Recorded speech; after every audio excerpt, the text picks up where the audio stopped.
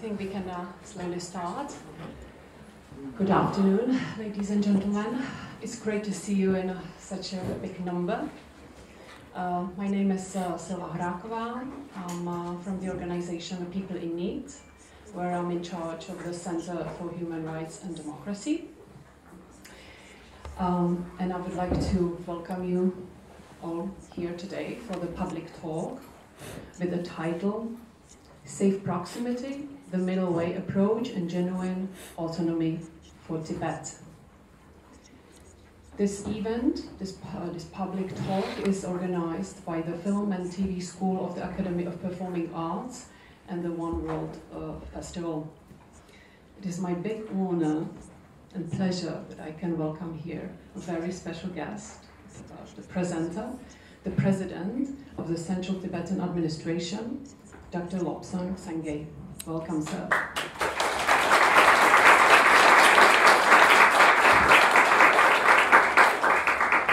In 2011, Dr. Sangay was elected democratically to the post of Sikyong, which basically in practice means that he is a political successor to His Holiness Dalai Lama of Tibet.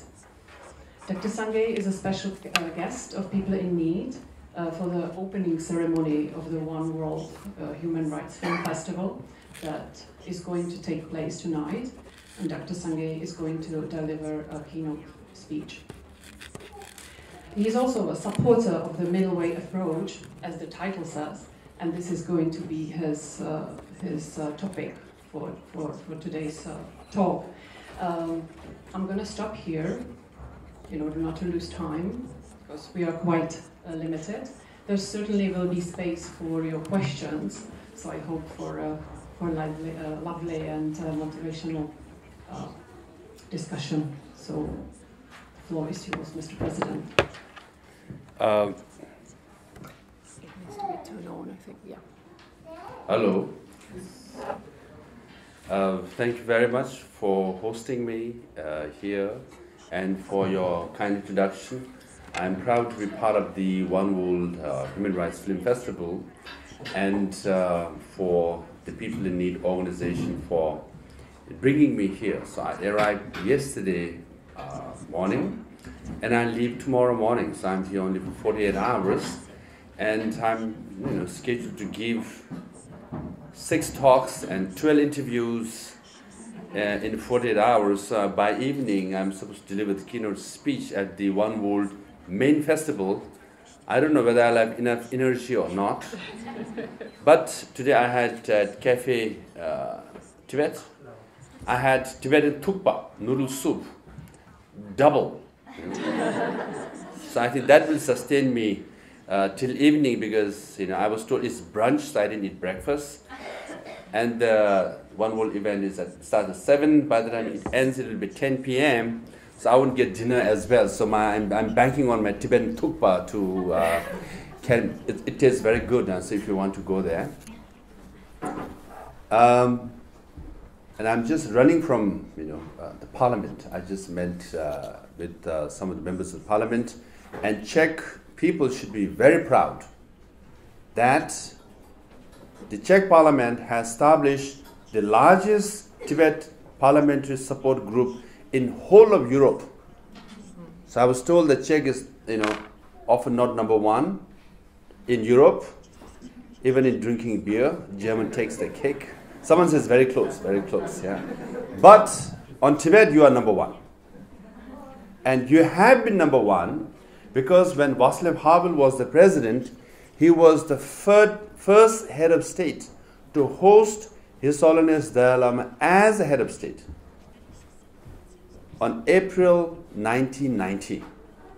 Then America thought that's a good idea, and President George Bush invited His Holiness Dalai Lama to the White House after Václav Havel did. So Czech is still, it was number 1 in 1990 and still is number 1 as far as parliamentary support group is concerned. So don't be that skeptical, okay, be positive.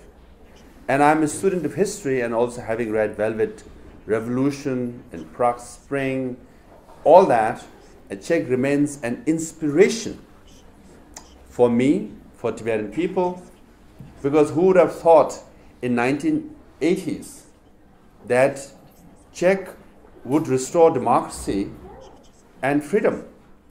Everybody ruled you out, but you did it. So if you can do it, we Tibetans can too. And our proposal is genuine autonomy for the Tibetan people. That's the title.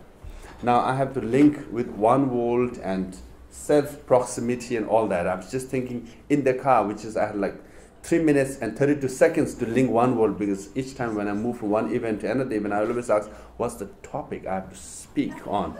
So Andrea told me, you have to link one world, self-proximity, genuine autonomy for Tibet. I said, okay, one world means we all are one human being. We should not have much differences. We have one earth. We can't go on exploiting it. All the minerals and all the water that keep exploiting it, after all, at the end of the day, we all will suffer. So we must look at this world as one world, as one humanity. And as far as life is concerned, this morning we were just joking, and we had Andrea's friend, he got a kiss. And I said, why? Because today is his name day. He was named today by his parents, so he has to celebrate, so he gets a kiss. And then I said, oh, we Tibetans even don't know our birthdays. For example, me, my birthday is supposed to be March 10th, in 3 days. That's our national uprising day. So I was born on March 10th.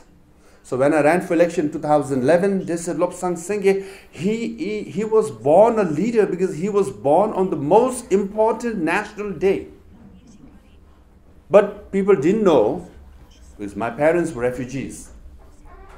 So when I was born, they never noted down my date of birth, so they have forgotten. When they took me to school for admission, they asked, what's your date of birth? He said, no idea. Okay, we give you March 10th, so you don't forget.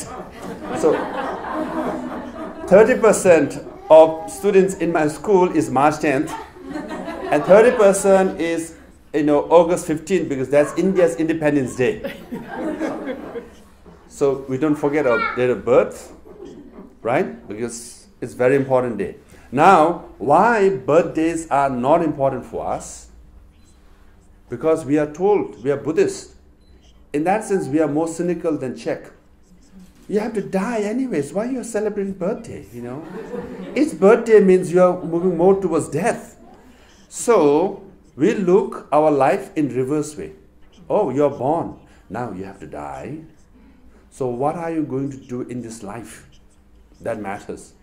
You keep celebrating your birthday, right? Then suddenly you reach 50, they say, oh, midlife crisis. Because I thought I was going to birth, and birthdays. No, now you're nearing death. There's a crisis.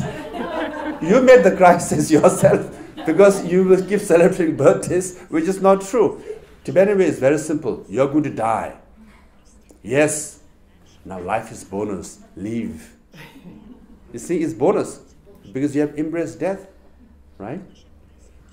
So that's a better way. Now, the point I'm trying to get here is that self-identity, self-proximity, meaning you have your identity, but often we try to insulate or isolate ourselves and don't get in proximity with others. So how do you find a space where you have self-identity, but you are in proximity with others, so there's a respect and mutual admiration and harmony and peace? So that's, did I say it okay? Self-proximity means something like that, yeah? So the genuine autonomy or middle way approach is also something like that, right? There's a self of Tibet, and we want to be in proximity with China, with mutual respect, mutual understanding, and live in harmony. So the Chinese government says, sovereignty and territorial integrity of China cannot be compromised. One China cannot be compromised. And Tibetans are very optimistic and very positive. And His Holiness Dalai Lama said, okay, we accept all of that.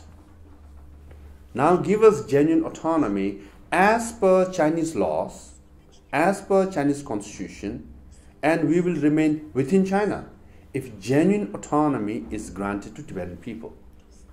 So Tibetan as self, Tibetan identity, Tibetan language, Tibetan culture will be preserved, but we will be in proximity with China and within China. So that's the idea of genuine autonomy. So I'm trying to connect. Yeah, is it linking? So people in need is here, so I'm in need of your help now. So that essentially is, genuine autonomy for Tibetan people or middle way approach. Now, why we say this is the situation in Tibet is very serious. Now, you all are students of mass communication, you all are going to be journalists, and all that. But how many of you know that Freedom House comes with Freedom Index every year, listing which country is free and least free?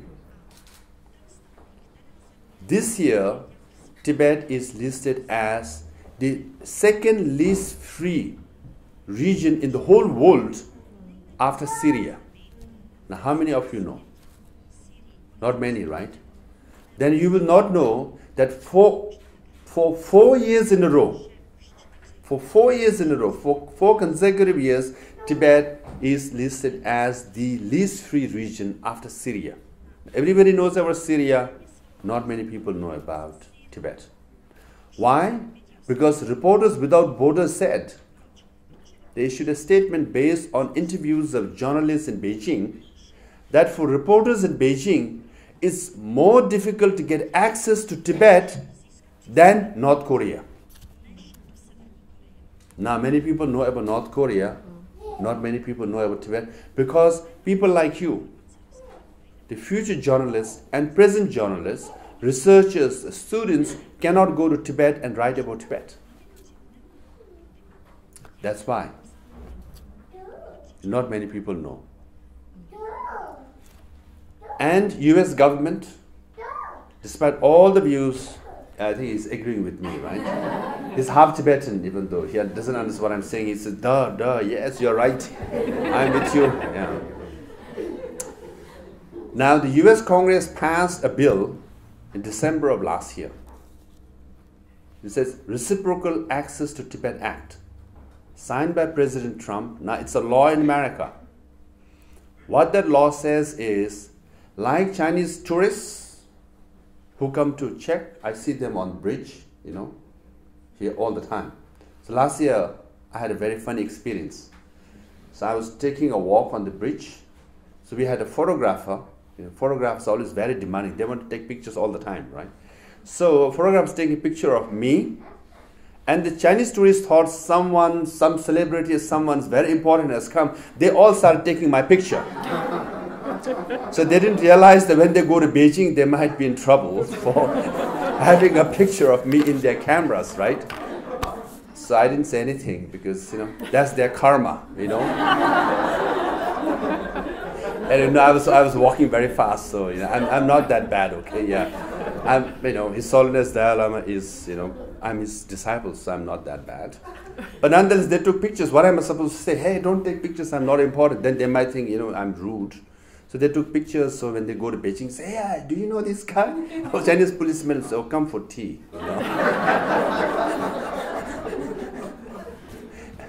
Anyways, what the Reciprocal Access Tibet Act means, Chinese tourists, Chinese students, Chinese journalists, Chinese diplomats and officials can come to America.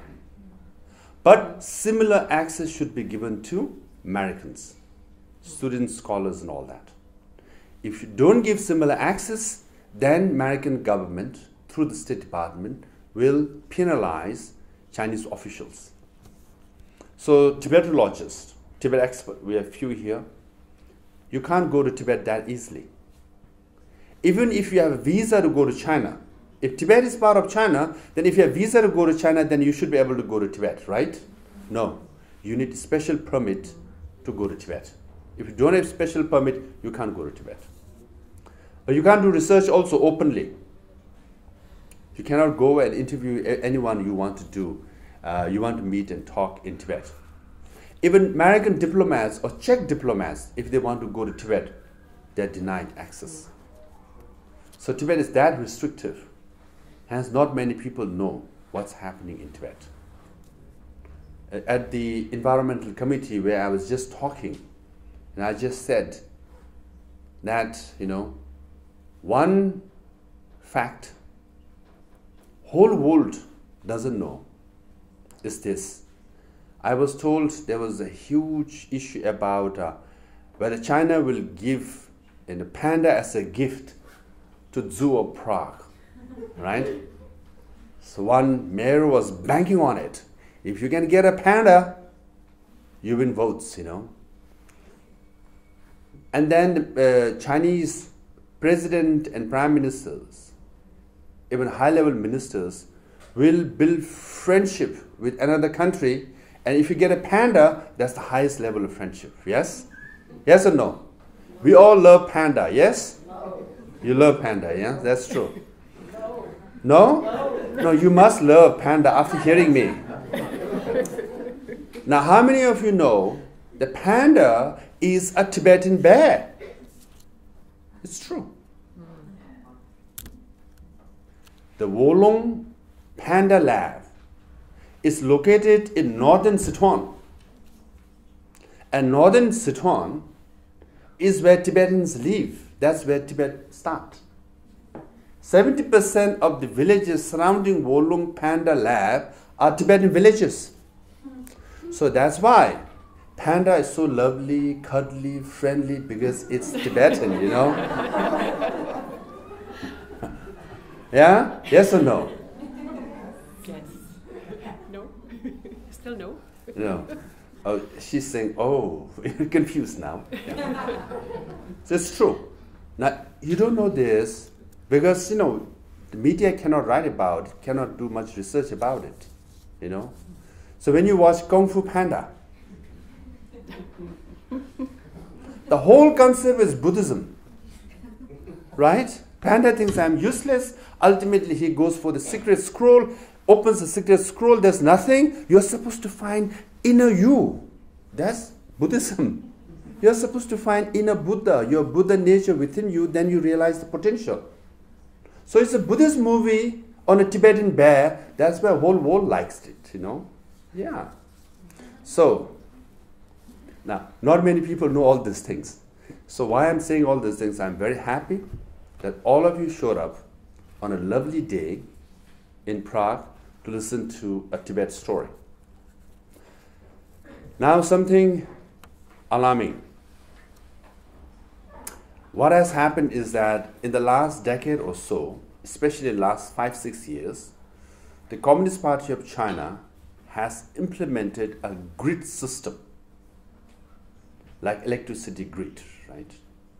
The grid system is so sophisticated, they have transplanted it to Xinjiang, where the Muslim Uyghurs live. Now it's in the big news because now up to 1 million Uyghurs are put in detention camps in 1 year. Is it big news? Why? The party secretary of Xinjiang is the same guy who was the party secretary of Tibet Autonomous Region 6 years ago. He invented or perfected this grid system, or the software version is the social credit system. What it does is, number one, Chinese government has issued a very advanced ID card with second generation biometric chips in it. So every nomad farmer gets an ID card. So you think, okay, this ID card is very good. Then in major cities, in major areas, they have put a lot of checkposts. Especially in cities like Lhasa, the capital city, every 50 meters there's a checkpost. So you pass through checkpost, they say show your ID. You swipe your ID, data is collected. Now Chinese government has a data of which nomadic area has most nomads traveling. Which village has most farmers traveling where? More travels, more danger. Meaning, more cameras will come now in your village, in your nomadic area, in your neighborhood, studying your movement. more spies, more moles will come. And they establish a social credit system. More you travel, more your score goes down because you are in the suspect category. Then you apply for your, ID card, you apply for your tuition fees. In the social credit system, they deny you to buy airplane tickets. That's for Chinese, huh? But if Tibetan social credit score goes down, you go to jail. Now they have developed an algorithm and a software to predict which area could have potential protest. Because more nomads traveling from one area to 10 different places is a suspect category. Now the algorithm was able to predict in Tibet last year which place, when, which month, which day there will be a protest. What happens? In Gandhi Ngamju day last year, in Chokang area, thousands of Tibetans came as a form of resistance because that was the 10th anniversary of 2008 national uprising. So it's a religious event. So people, even though whether they were religious or not, they went to the holy shrine of Tibet to pay their respect and to show solidarity and to show their frustration. Thousands of Tibetans. On the other side, hundreds of Chinese policemen with automatic machine guns and batons and helmet were ready. Why? That algorithm and software predicted that on this month, week and day, there might be a protest in that spot. So they have already prepared hundreds of soldiers ready. Now, that's disturbing enough, right? Now, this technology is exported now to Ethiopia, to all these authoritarian leaders. They want to buy this technology, the grid system, because you issue advanced ID card, have surveillance camera reading your faces, collecting data, and have a software and algorithm and check posts, you control the public.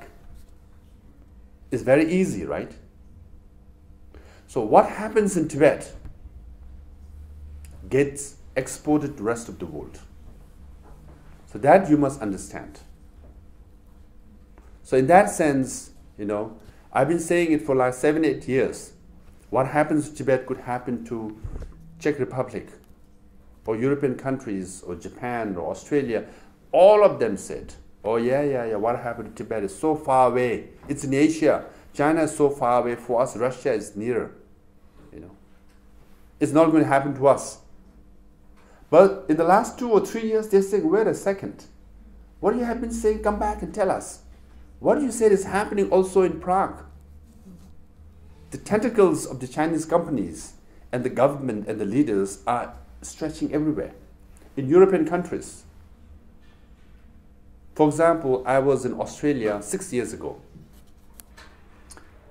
And the talk was whether the foreign minister of Australia would meet with me or not. Of course, he didn't meet. Next year I went, he had become a consultant for the Chinese government. Next year I went, the trade minister of Australia has become a high-speed consultant receiving $880,000.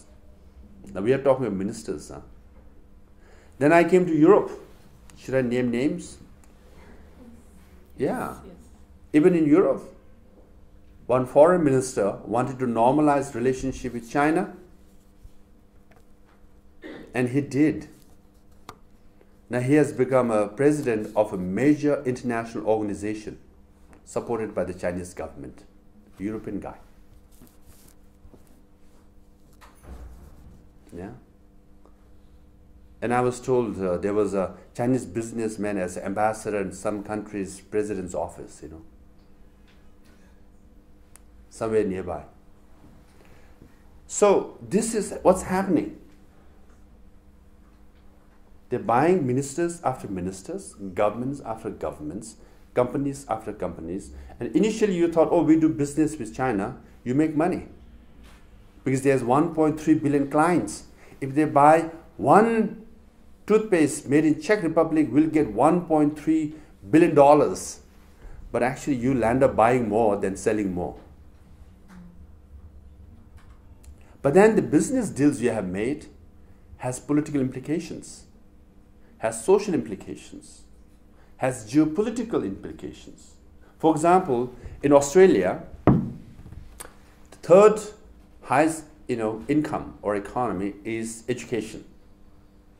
And the largest number of foreign students are the Chinese. Now in Australian universities, one professor mentioned Tibet, one professor mentioned Taiwan, one professor mentioned Tiananmen. Chinese students complained to universities. What happened? Universities fired those professors. It's a fact. 6 or 7 professors were fired in Australian universities because they raised sensitive, quote-unquote, sensitive issues, complained and objected by the Chinese students. At the moment, Prague universities don't do that. That's why we have a talk like this today. But I was in South Africa last year at Stellenbosch Law School. I was scheduled to give a talk. What happened? The government pressured the university to cancel the talk. And the chancellor and everybody were telling the dean to cancel the talk. So here I think that our dean looks quite relaxed. It's okay. It's good. And the dean, what she did was she called faculty members and voted to have talk or not to have talk. And the faculty members voted to have the talk because what they said was, this is a land of Nelson Mandela. We teach freedom of speech in the law school. And how can you deny freedom of speech? So they went ahead with the talk. What happened? Chinese embassy brought 100 or so African and Chinese students and Chinese people to protest the talk. They stormed the campus like this. They entered the auditorium, took over the auditorium and the stage. I couldn't enter the room. And 2 of the students came to an alternative room where I gave a talk. Yeah. Fortunately, I don't see that outside the campus today. And then when I was going out of the building, outside the door, there were like 30 or 40 Chinese people waiting, shouting slogans, saying, "Get out of South Africa." Chinese embassy issued a press release telling me to get out of South Africa. I mean, South Africa is the land of Nelson Mandela and Desmond Tutu. It belongs to South Africans. How can Chinese embassy say, get out of South Africa? It's not their country. But they act with impunity. They think it's theirs and they can issue that kind of press release. So as I was coming out of the door, 30 or 40 Chinese people were there shouting slogans, and I saw all of them had cameras on me. They want to take a picture of me. As the door opened, I gave them victory sign. So next day, in the Chinese embassy's press release, there was no photograph of me because all had victory sign. They didn't want the picture, right? They wanted a picture of me running, I genuinely believe that victory sign was a victory for freedom of speech for the Chinese to protest in South Africa.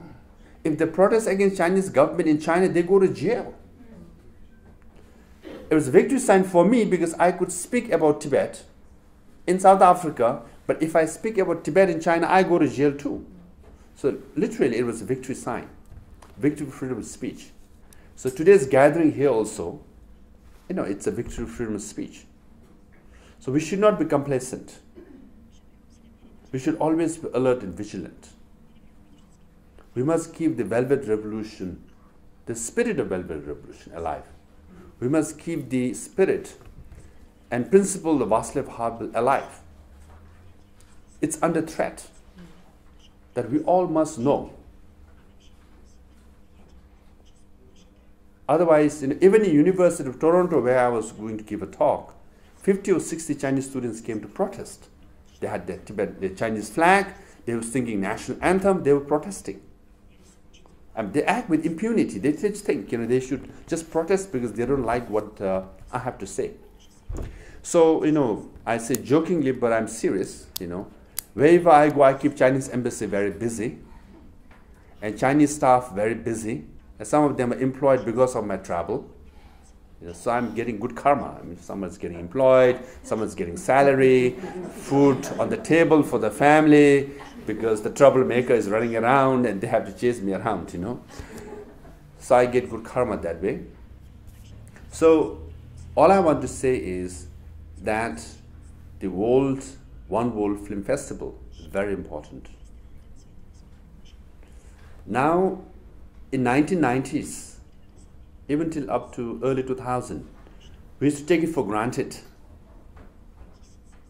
Now, ideologically, philosophically, it's under threat, it's under challenge. What's happening in One World Film Festival is an oasis. It's not a common thing. And today's talk, it's also an oasis. It's more in isolation than a norm. And China is trying to redefine and restructure United Nations and redefine human rights. The definition of human rights is being challenged. They already passed a resolution in the United Nations Human Rights Council, supported by 30 or 40 countries. Only 13 or 14, actually objected. So the human rights definition of human rights that we know, where individual and political rights as primary rights, is redefined as human rights through development. Development is more important than human rights or political rights. So this is being challenged. Democracy that we know, socialism is Chinese characteristic, is the alternative to democracy. So the new world order is being brought. And if you just think, oh, Tibet is so far away, China is so far away, not so. In today's news, there was a news about Russian influence in Europe and Chinese influence in Europe. The European Union Commissioner concluded, and quote unquote, I'm quoting him, he said, we overestimated Russian influence and underestimated Chinese influence. So that means they're already here. So this is the European Union Commissioner saying it. It's not me in today's news. So, we all have to be vigilant. Having said that, Tibetans are not anti-China as a country or Chinese people or Chinese civilization. We must understand that. This is again the one world kind of self, proximity, Buddhist kind of thinking. What we are against is the repressive policies of the Chinese government and oppressive methods that's being implemented in Tibet and the destructive methods of Tibet's environment. That's what we are against. Otherwise, we all should believe we are one world, we all are one humanity, and we all should live in peace. As long as you respect me and I respect you, that's the world we want to build. So, I just want to end here and begin maybe quick few points on environment. Again, you might not know that Tibet is vital as far as environment is concerned. Tibet is called the water tower of Asia. 10 major rivers of Asia flow from Tibet. You just name all the major rivers. Yangtze, Yellow River, Brahmaputra River, Indus River, Salween, Irrawaddy, all flow from Tibet. 1.4 billion people depend on water or rivers originating in Tibet. That important for Asia. And after Antarctica and Arctic, Tibet has the third highest reserve of ice. And most importantly, Antarctica and Arctic, when they melt, it goes to ocean. But Tibetan glaciers, when they melt, it forms streams into rivers. It has so more importance because it provides water. Now the problem is the Tibetan glaciers. At the moment we have 46,000 glaciers. They're melting very fast. In the last 60 years, 50% has gone. By 2050, NASA estimate that up to 70,000 of glaciers might disappear. If glaciers disappear, what happens is that Tibetan plateau will be very warm. So when I say glaciers disappear, it's not just snow disappearing in winter. We are talking about Mount Everest not having snow, Kanchenjunga not having snow, Annapurna not having snow. Imagine a world. When you see photograph Mount Everest, you always see snow. But if you do the base camp, the lower level of the Himalayan mountains, of which 100 tallest mountains in the whole world, bearing few, are in Tibetan plateau, all disappearing. Now, that's the aesthetic part. the beauty of Mount Everest will look bad, but the more sinister part is when they melt, Tibet will warm up. And 70% of Tibet is permafrost, means frozen earth. Now when permafrost defreezes and the land opens up, underneath the land comes out. And what is underneath the Tibetan plateau? 10 million tons of carbon dioxide. If that amount is leaked, global warming as we know it is nothing. And same amount of methane is underneath Tibetan plateau, underneath those permafrost, methane. Methane is 28 times more powerful than carbon dioxide. If that is released, I think, yeah, it doesn't matter. Even if you walk around, don't have bikes or cars, nothing matter. You'll be in a heat stove. That dangerous. So hence Tibet is not just panda, but also environmentally vital for Asia and rest of the world. Okay, with that, I'll end my talk here. And that's why we want to find a solution for the Tibetan people. And thank you for hosting. Thanks for your kind introduction. And thanks for coming. Thank you.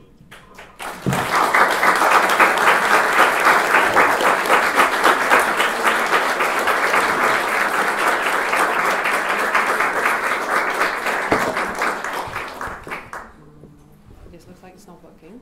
Yeah, you can use I've mine. run out of batteries.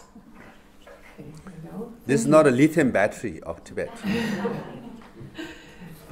Thank you, Mr. President. I would like, or I will take the advantage of being moderator and ask the first question. I would go back to the situation inside of Tibet.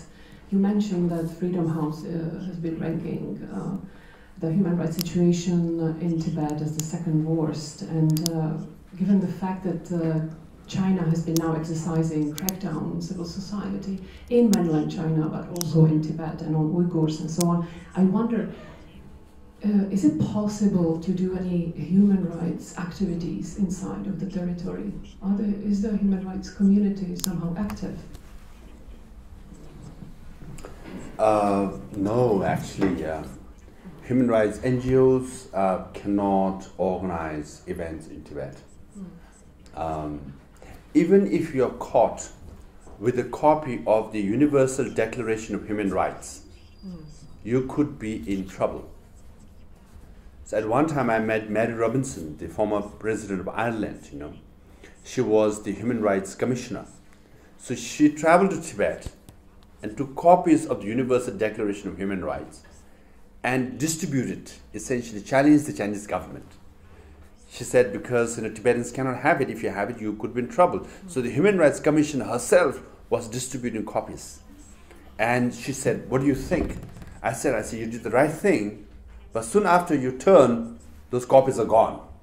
Because their Chinese officials will track you and take it away, right? So even to have copies of Universal Declaration of Human Rights is a problem. If you have a copy of a picture of His Holiness Dalai Lama, you are in danger. If you have a Tibetan flag, you are in deep, deep, deep danger. Hence, Tibetan flag has become a symbol of resistance, a symbol of solidarity for Tibetan cause. Hence, I was told that around 700, towns and schools and organizations in Czech Republic are hoisting Tibetan flag on March 10th, National Uprising Day. I think similar number is doing it in Germany and France, because flag has become a symbol of resistance. You're caught with flag, you go to jail, you get tortured. Hence, 153 Tibetans have committed self-immolation. They burned themselves. So we had one self-immolation in Prague in 1950s. That became a big news and big issue. In Tibet, 153 Tibetans have committed self-immolation, and not many people know about it. Again, we consistently and categorically discourage self-immolation. We tell Tibetans life is precious. You must live and resist. But still, given the desperation, 153 Tibetans have burned themselves. So, why they're burning themselves is you cannot have protests in the street. If 1 or 2 or 3 people protest in the street, you're arrested, you're imprisoned, you're tortured for so long. If you are released, often you die and disappear. If you are released, you come out as good as dead, sick.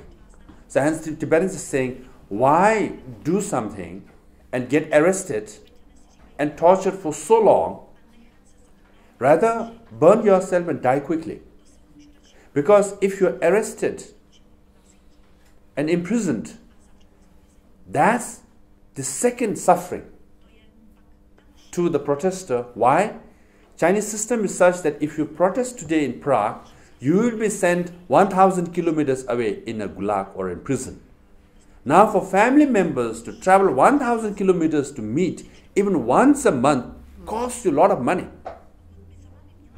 You have to travel, you have to stay in a hotel 1 or 2 days, sometimes 2 or 3 weeks just to get one meeting. By then, the bread earning member of the family already is in prison.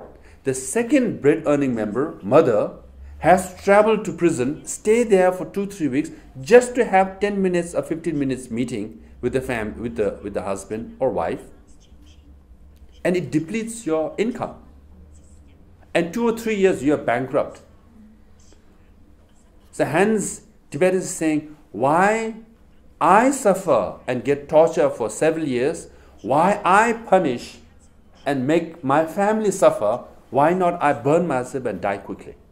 So that's why self-immolation is a byproduct of the torture and the prison system of China.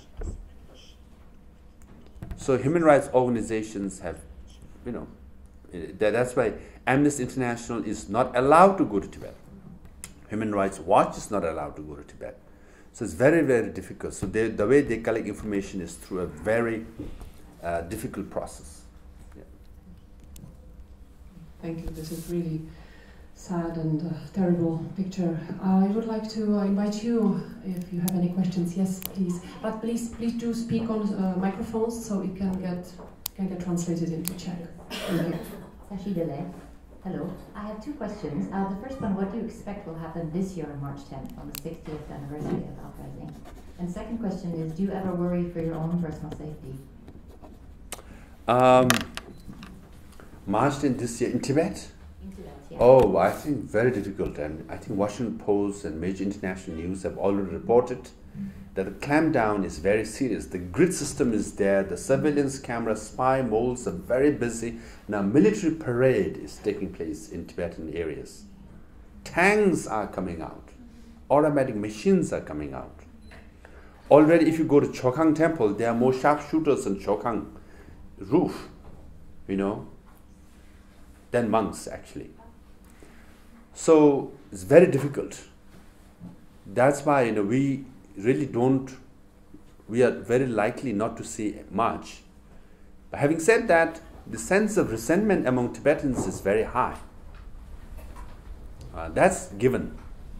But when you have such a, the security infrastructure and apparatus where everything is controlled, and then where the environment of fear and suspicion is created, where you just think your neighbors could be a spy, even your own brother or uncle could be a spy.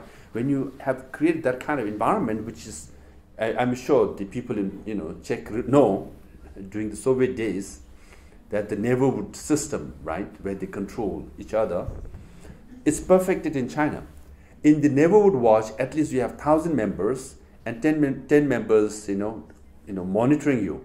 Now in Tibet, what has happened is they have federated the system. Now instead of 1,000 families, not 10, right? Now it's broken down into 100 families each, and 10 members will rotate. Meaning everybody will take a turn to spy on each other. And your social credit score is averaged that way. So, you will never know who will inform who. So there was a story of a journalist, She was trying to ask questions. She was in a car in Tibet, and then suddenly she sees, green light in front of the car, and the driver was keep trying to point out at the green light. Journalists thought there was no one. There's no one in the area. 10 kilometers ahead and back, it's plain. There's no one at sight. And he just thought I was talking to a driver. Driver was refusing to answer, is pointing at the green light. They were watched. Yeah. So I was recently, someone from Tibet came and, first week was so happy because he was with the family. After the second week, he started feeling the pressure, he started seeing all the surveillance. Then at one evening, he was lying down in bed and the fan was, going round and round, and he felt that he started panicking. Even the fan could be watching him, Next day, he just left Tibet and came to India. He said, sometimes you get into this mode, the element of fear, the paranoia is so much that you're not happy even meeting your family members because you don't know what might slip from your mouth and who might report whom, So this is what's happened. Now my personal security, I think, if I start worrying, then worry has no end. Even the President of America with the top security are assassinated. I cannot afford security of American president. So might as well leave it to my karma and just say, hey, walk around streets of Prague with hundreds of Chinese tourists and don't be bothered, Let them take pictures, still don't bother. I think, you reach paralysis through analysis, right?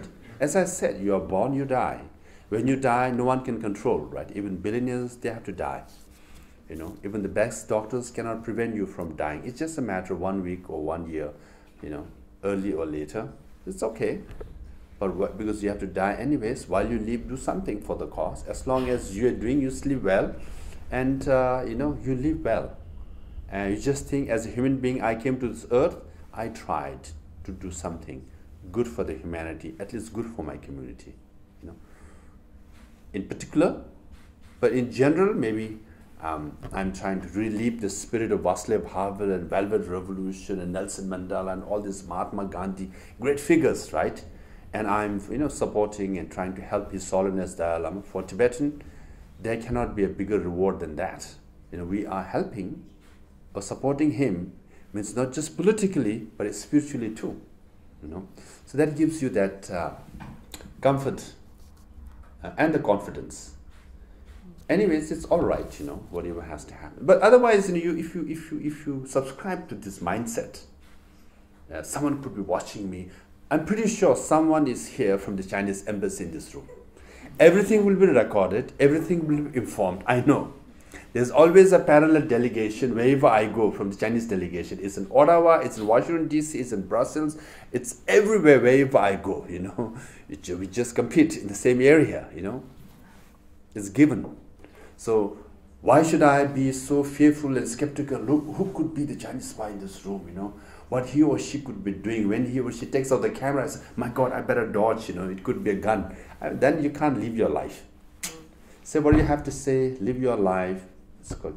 I was explained by someone, Václav Havel at least was true to himself. However he lived, whatever he said, was true to oneself. That's better, Otherwise, if I start looking for the Chinese spy, that spy might be getting bad karma. My negative thought, and which is bad for my karma too, So at the end of the day, I want good karma. So good luck to the Chinese spy and good job to him or her, who he was doing it, That's the spirit, yeah?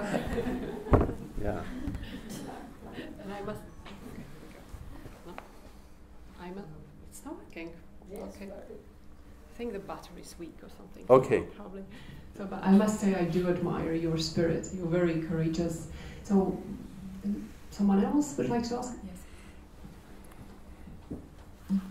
Thank you. I'm from the Labour Institute, and I was able to work in the Tibetan areas during the last 15 years, observing the change of the life of the people and the development of their situation.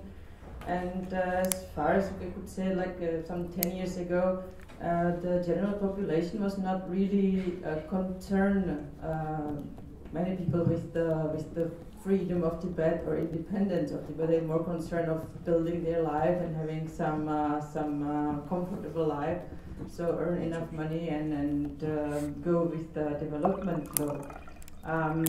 But currently, with the procedure of the Chinese policy to control the population, to control everything, it sort of creates a situation that the people feel more and more pressure in their daily life, you were talking about it, in every aspect of their daily life, and they can really decide what they want to do in their lives and where they want to be and where they want to travel, because everything is watched and everything is controlled. And this creates the sort of state of desperateness where they start thinking more about some kind of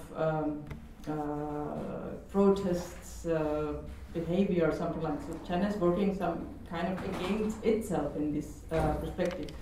And for the general population, which I've worked with, they still have the authority of His Holiness. And I was trying to ask what your position, what your institution would mean for them. And not many people would actually know what you would be able to do for them, or what your institution would be, because, I mean, it's not very easy to access the information. So, what do you think that you and the government in exile can now do to change the situation in Tibet, and what can the international community, including the Czech Republic and the Czech parliamentary group, can do to help to establish this dialogue in China and Tibet to change the situation in the area? Yes, many questions. Yes, economic progress, development has taken place in the Tibetan plateau. That's the Chinese government strategy, you know. Give money and, you know, kind of discourage them from being political. So I think this kind of strategy is also used by any other government. For example, in 1960s, even in America, you know, where the hippie movement was taking place, is to generate jobs, take all the youth from the streets, and then they'll forget about the political things and get on life and start wearing suit, and then get into corporate world, and they start forgetting about politics and all that. So what China is using is more brutal form than what other governments have used before. But at the end of the day, you know, we all are human beings. You know, we don't want to be controlled. Even if you go to villages, even at the county level, the party secretary is 99% Chinese. Even though Tibetan person is equally qualified, equally credentialed, but the party secretary, who is the most powerful person, is Chinese. So hence, even among the educated Tibetans, they have the sense of resentment that my qualification and credential and capabilities is not enough because the master is someone else. In Tibet Autonomous Region, the party secretary in the last 60 years has never been a Tibetan. In the standing committee of the Politburo, there are 13 members. 7 are Chinese. Now remaining 6 are Tibetans, but half Tibetan, half Chinese, married to a Chinese, or a daughter-in-law is Chinese, or something like that. So their loyalty is measured by whether you're Chinese or married to a Chinese or things like that, you know. So the system is such that discrimination is embedded, hence there's resentment among Tibetans. So now, how many people will know about exile setup or not is secondary, because we don't try to popularize it. But if you check YouTube, there are many songs composed mentioning my name in villages and nomadic areas by Tibetan singers in Tibet. And it's quite widely listened to. So it all depends which pocket of Tibet you go to and, you know, who you ask. Now what we can do is, you know, we don't claim to represent Tibetans in Tibet. What we say is we reflect their aspirations. And what they want to see, as you said, they're very loyal to His Holiness Dalai Lama. What we want to see is the return of His Holiness Dalai Lama to Tibet and the basic freedom be restored. So I am the president of Tibetan administration, and our setup is also a very Buddhist way of thinking. In 1992, we have declared the day genuine autonomy is granted to Tibetans in Tibet, Tibetan administration exile will be dissolved. I will be an ordinary citizen next day. So our cause is not for ourselves. We are not, Chalabi who wanted to restore democracy and become leader of Iraq, or actually, Hamid Karzai of Afghanistan succeeded from exile. He went back and became president of Afghanistan. Our goal is not like that. The moment genuine autonomy is granted Tibetans, I become ordinary citizen. That's why even now I travel around the world. I was in 3 continents: Japan, South Africa, and America in 9 days. In October, November, when I came here, I was in 12 cities, 26 days tour. But I always fly economy class. Because why? The moment my term as president ends, I have to fly economy class anyways, right? So why fly business class and have difficulty adjusting to economy class, right? And I traveled with very few people. They were also, where is the Tibet entourage? Yeah, there's 1 Sonam, there's 2 Sonam, that's it, And when I went to South Africa, I went alone actually, because I didn't want to inform the Chinese embassy that I was coming. Had my assistant applied for visa, then embassy will come to know and deny my entry. I just took my own hand luggage and went. And my security, I said, okay, God will take care of me, This is how we run our administration. Now, what we can all do generally, Czech Republic, your spirit of the Velvet Revolution should continue. The principles and the values of Václav Havel, the non-violence, the peace, all these liberal values has to be strengthened. And we are under attack. That we must know.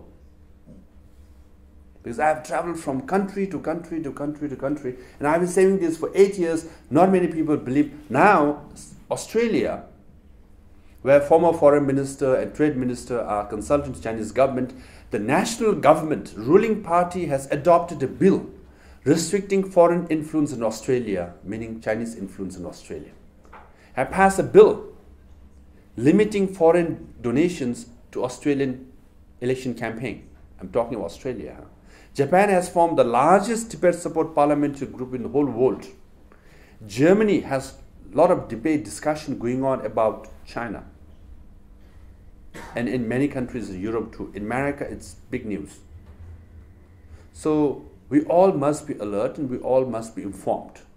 That does not mean that we should be anti, as I said, Chinese people per se. But we should be pro-justice, pro-democracy and pro-human rights and stand up for our principle. If we don't, we lose. And if we lose, the life that we know, the world that we know, will be very different. So that's why this kind of discussion is very important. You all must write articles, do research, articles and papers, opinion piece and papers. You speak out in the media, call your member of parliament and your leaders, inform them. The debate is needed.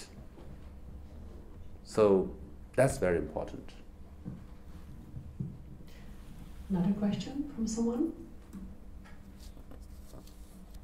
No? Okay, if not, then very unquestioning crowd. Huh? If not, then I would take the turn again. Basically, we see that China is everywhere, in many countries, in most countries in the world, and they are quite aggressive in their politics, in their behavior, in their approach. And I'm recalling now our discussion yesterday that in order to understand their basically export of authoritarianism, it needs to be understood also their mindset. And I would like to ask you if you can elaborate on that a little bit more, how they perceive the world. No, China as a country is very proud, and rightfully so. Chinese civilization was a great civilization. They always talk about 3,000 to 5,000 civilization, right? And how they see themselves is very important. The word China that we use in Chinese is Tunguo. Tunguo means Middle Kingdom. So they are the Middle Kingdom of the whole world. And people in the periphery are barbarians. So Middle Kingdom, Tibetans were barbarians. So we were never colonized. We were civilized. And that's the Chinese government propaganda. We went to Tibet, we peacefully liberated you, we civilized you, we cleaned you up, and we made you more human, and you are more well-behaved, you are more cultured because of us. So if you talk to Chinese students and scholars who are here, if you talk to them, they will often tell you. I've met hundreds of Chinese students and scholars. They say, you should be grateful for what we did. We helped you. So no, you didn't help us. You colonized our country. You're taking our minerals. No, no, no. Do you know who you were? You were so dirty, filthy, feudal, backward. And I said, how do you know? They often say one movie, Nung Nung. They always say the same, Nung Nung. The slave system. And if you watch that movie, there's a dark cave. And there's a flickering of eyes. And then the Chinese troops go in and take out this dirty, filthy, rugged guy from this dark cave and wash them up and feed them and then take them out to daylight. Huh? They always say the same thing. You were like that. But do you know that was a movie? People in the Czech School of Communication produced that. It was short film. They were actors. No, that was real. Literally, they believe that. So for them, invading and occupying Tibet is doing a favor to Tibetans. They literally believe that. Because why? They are Tungo, the Middle Kingdom. They are the civilized kingdom. And then you all are barbarians. By the way, by extension, Czech is also barbarian, not just Tibetans, the rest of the world. So they're the Middle Kingdom, right? But for 100 years, they were humiliated by British and others and Opium War and all. So they were victim for 100 years, but in the last 3,000, 5,000 years, they were the most civilized people in the whole world. So 100 years is an aberration. Now they're back. 21st century is our century. Victim with vengeance. So, when they tell you, when they talk to you, yeah, they're assertive, they're dictatorial, sometimes they're quite rude because, you're uncivilized. You don't know what I'm saying, I'm right and you're wrong. I mean, that's the mindset, So that we all must be aware of. Because, if you read history of China, the Chinese emperor always sat on the throne. And all the ambassadors from other countries had to kowtow. Bend on your knees, pay respect to the emperor, then you will be rewarded and accepted. So one British ambassador refused to kowtow. That led to the Opium War. That's how they think. Han, they think they are superior class. So Han Chinese are superior to Tibetans. So we are inferior. So that's inbuilt in their mindset. So that's how they perceive you. So I was told that, even in Czech Republic and other countries, when Chinese ambassador or Chinese government representative talk about your people, it's done sometimes in a condescending way. I met the mayor of Geneva. Now he's no more mayor. Mayor of Geneva, he felt genuinely that he should visit China and become friends. So he went to China, visited, he became friendly, he went twice. Third time, the Chinese delegation visited Geneva, right? At minister level, Geneva. And then some of the Chinese officials came to the mayor's office and said, Minister is in the hotel, you must come see him at the hotel.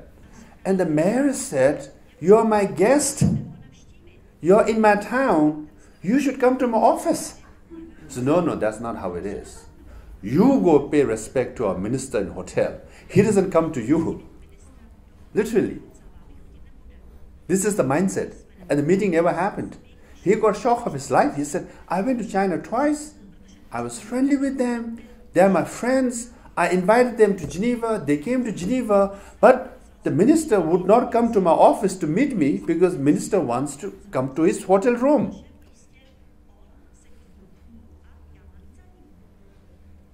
This is the thinking, So we paid the price, and I hope the Czech Republic won't.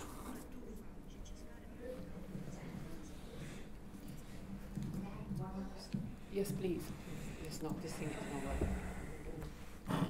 In order to have Tibetan autonomy in your lifetime, what do you think we really need? Is it the pressure of governments mostly? Yes, it's coordination among like-minded people, organization, and countries. If you work in isolation, if you have bilateral approach, you will be singled out and punished. You can look at the case of Denmark, which supported a resolution in the UN Human Rights Council on Tibet, and they were isolated. Norway, in the Nobel Peace Committee, gave Nobel Prize to Liu Xiaobo, and they were isolated, and then China did not connect with them for 10 years. But actually Norway is an interesting case, because Norway is among European countries and has around $5 to $10 billion, 5 to 10% of the GDP is always surplus. So they have $1 trillion sovereign fund. So of all the countries, they don't need money or Chinese money. But Norwegian leaders were so busy normalizing relationship with China. And I went to Norway a few times and I said, you don't need Chinese money, you don't need Chinese market except for salmon. What are you going to sell? And even your salmon is so good, they're going to buy anyways, right?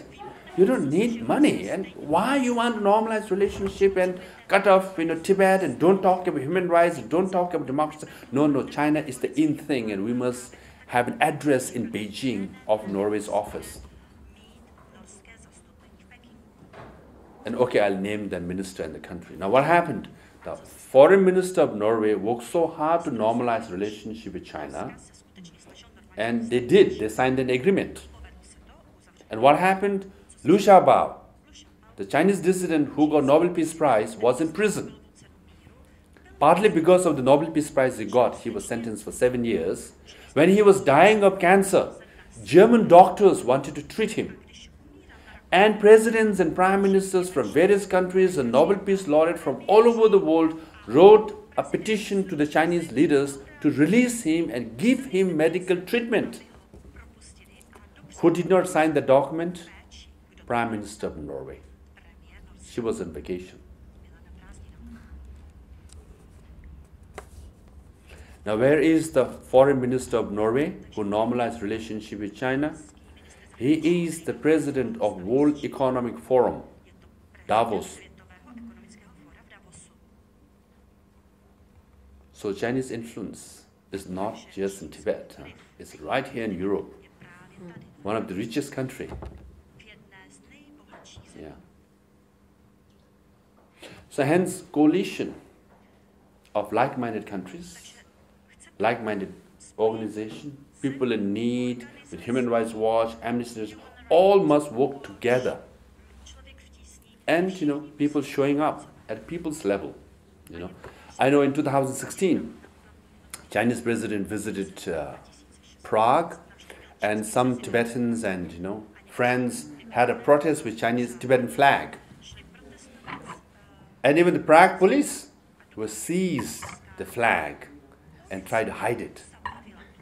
A good thing with the Václav Havel and Velvet Revolution spirit, more Czech came out next day, and more flags came out next day, and the protest happened.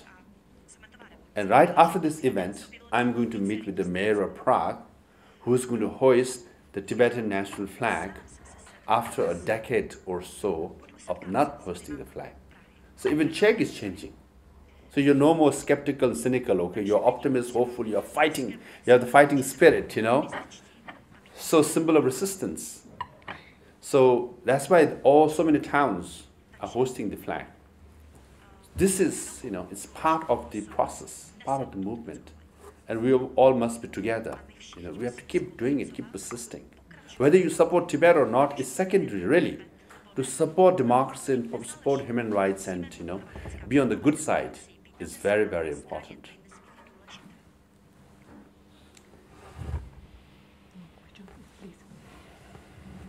May I ask a question about Jokang, about Jobo Rinpoche, which is the most precious statue in Tibet, and it's just a year ago when we heard about big flame on the Jokang and some rumors, some fuzzy information about this. Do you know details about this, please? Interestingly, Jokang is the holy shrine in the Tibetan Buddhist world. It's like the Mecca or the Vatican. Now, coincidentally, a couple of major monasteries were getting burnt, and the electricity failure was given the reason. So last year, Jokang, during Tibetan New Year Day, burned also. Initially, news came out the main temple was not where the fire broke out, but other temple. Later, we found out the main temple. So we suspect, major portion of the Jokang temple is burnt. And the later photographs show the statue has that burnt image, Now, why it was burnt? Now, obviously, they always say electricity failure or something like that. But there are a lot of theories, actually. Yeah. So it's unfortunate. That's why they clamp down. They don't report. They don't show pictures. And not many people know what's going on. Yeah.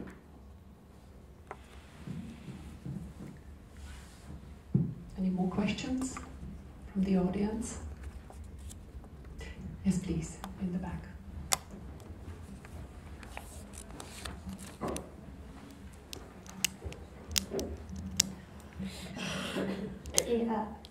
I just want to ask, do you think, no, maybe you know, how is it with the Tibetan youth?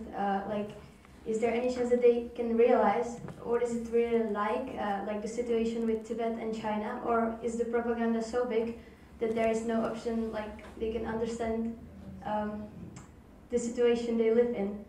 Mm-hmm. I don't know, maybe it's too complicated question. Yeah, I think I should be standing, I forgot, I need some exercise too, actually, and also I'm sure some of you might have some neck issue now. By the way, you've been stretching your neck for more than an hour.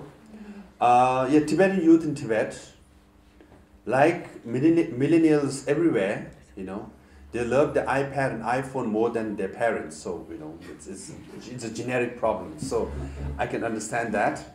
And are they lost? Will they be lost? Do they understand fully or not?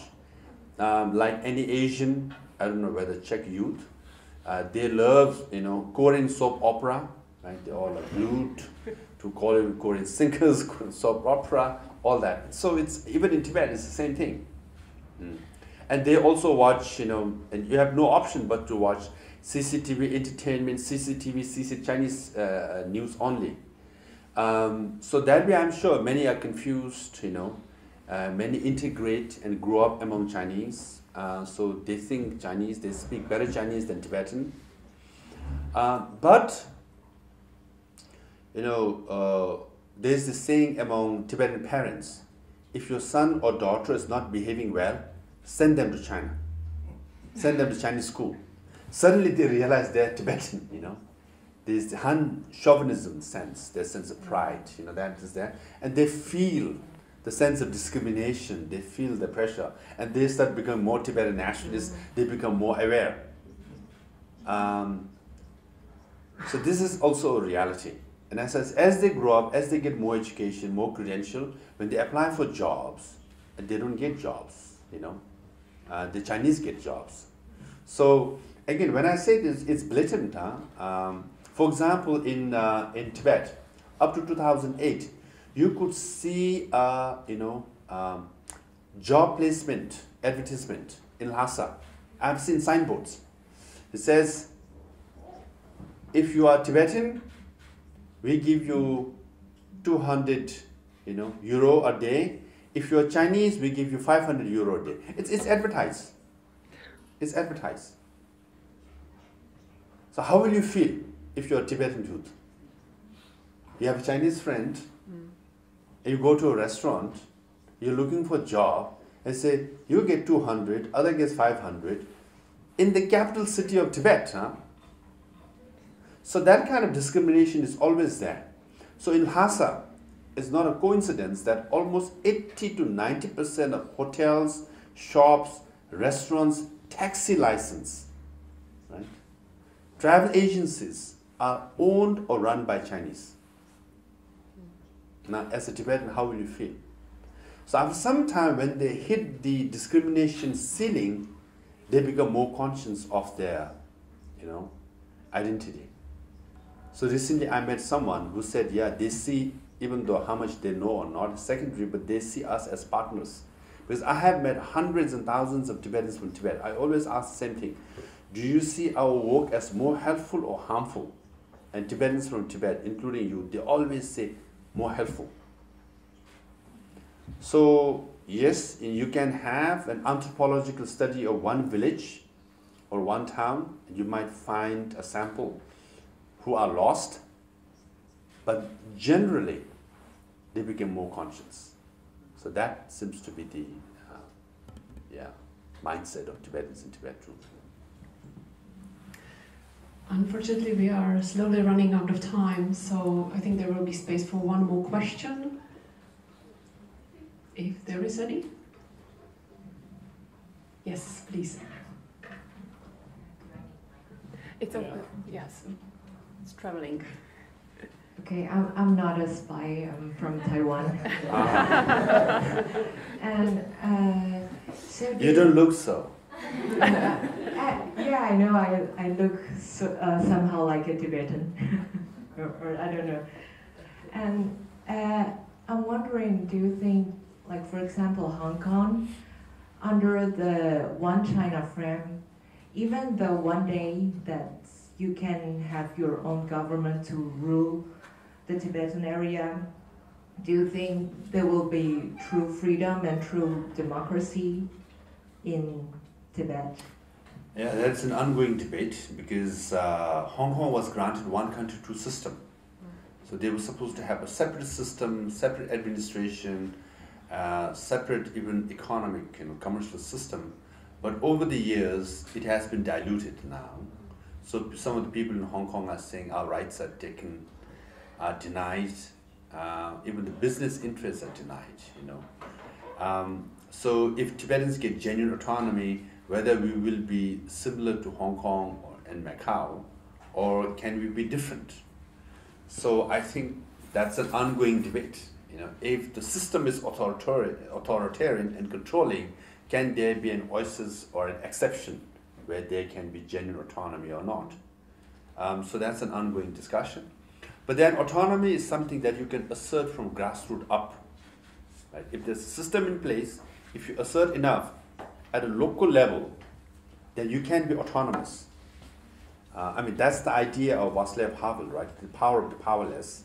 Essentially is, even though you feel you're powerless, but actually at your own level, if you do the right thing, and if you speak the right way, that you are asserting your autonomy and your freedom. You are powerless, but you are actually powerful, because if you keep doing the right thing in your own space, you are creating that environment where you are more powerful. Because the system wants to impose fear, right? And that's through fear they control you. But even though you are in that system of fear and control, but at a local, family, individual level, if you live freely, if you talk freely, if you behave freely, you don't fear, you assert freedom. But collectively, that's how you challenge the controlling system and the environment of fear. So that's power of the powerless. Even though you think you are powerless, you have power. So even though I am powerless, and compared to China, Beijing has how many $1 trillion, foreign reserve, and how many army and machine guns and submarine and supersonic missiles and all that. Comparatively, I'm powerless, but I am, my God, even the flag is angry now. I am powerful. That's what it's saying. I have power. But I am powerful in the sense I speak. I do what I have to do. That's how I create my own space. That's how I am powerful in my own space. So no missiles and submarines and aircraft can dominate me. No amount of controlling mechanism that they have. They might be listening to my phone or tapping me and all that. It's common, no? I don't give up. So I remain powerful because in my own space, in my own capacity, I live fully. I live freely. That's the power of the powerless. That's Václav Havel. That's Velvet Revolution. You know? So, autonomy for Tibet, if Tibetans assert in their own way, even in restrictive, repressive system, you can assert autonomy. So that's the choice. So whether one becomes Hong Kong model or not, it depends on the people.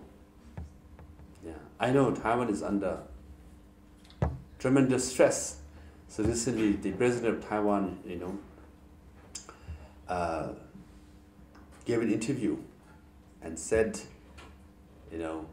we could be, if Taiwan could be invaded, then they're saying is, who's next, right? If Taiwan is invaded and occupied, then who's next? Same thing with Tibet. When we were invaded, occupied in 1950s, we said the same thing. We are occupied. Help us. No. It's an exception. Not going to happen. But suddenly, all the neighboring countries, are saying, "Oh, Nepal, Bhutan, and Pakistan, and Bangladesh, and Sri Lanka, all are saying, oh my goodness, because Chinese army came to Tibet, to the Tibetan plateau, now they're entering all the neighboring countries." So Czech could be next. Yeah. So that we all must be vigilant about. We all must be. But as long as you live, power of the powerless lies just there. Your own space. Control, you speak up. As Taiwanese, you should do more. Huh? Okay. So with that note, thank you very much for coming to the talk. I know it's quite windy and cold outside, and I think I can say the Czech spirit is still strong. The resilience of the Tibetan people, still strong, and together we will make our dream and our future a reality. And I'm absolutely certain, really, I'm absolutely certain it will happen. That's why, even though many are students here, I grew up in a refugee camp. Below poverty, maybe. My parents had only 2 cows, 1 acre of land. That's it. That was the income. So I was sent to refugee school. My parents sold 1 of the 3 cows. And I still remember, they were so proud that 500 rupees. They put that 500 rupees note on an altar. I mean, the money was equivalent of God, Why? Because they were using that money to send me to school, to a refugee school. So when I was studying, I had only lentil soup and rice. Not the Indian restaurant lentil soup and rice. This is a refugee. In the rice, there are a lot of stones, So you're expert in biting here and swallowing from this side, throwing stone from this side, you see. Lentil soup is just watery. Every day for dinner, lentil soup and rice, every day for dinner. Yeah. So if you get 1 or 2 pieces of meat in a week, my goodness, that was a party. So I watched 1 movie in 1 year, even when I was in college. Yeah, I mean, to go to a movie was a treat. So I barely had any money, actually, literally. So I spent many cold winter, without heating system, not in shoes, not without sneakers, without shoes. But I studied hard. From refugee camp, I went to Delhi University, and finally I got Fulbright scholarship. Then went to America, did my master's, and did my PhD at Harvard Law School. And I was employed there as a fellow and senior fellow. I worked there for 7 years. So I spent 16 years in America, in the People's Republic of Cambridge. And then I got elected in 2011. So I gave up American life for life in Dharamsala, an Indian town. I gave up Starbucks coffee for Indian chai. So everything is good. So that's how, I grew up, and what I'm trying to do is give back to the Tibetan community and give back to the humanity, I think, we can't afford to lose. We can't afford to be complacent. So that's why I keep traveling. That's why I keep walking. So that way, we can make impossible possible. Anyway, the spelling of impossible is I am possible, right? So everything is possible. So I think like that, I am possible. So Tibet is a possibility in very near future. When that happens, we'll write a chapter in world history. Velvet Revolution, tick. Václav Havel, tick. Tibet, tick. Dalai Lama, tick. Non-violence, prevail. Thank you.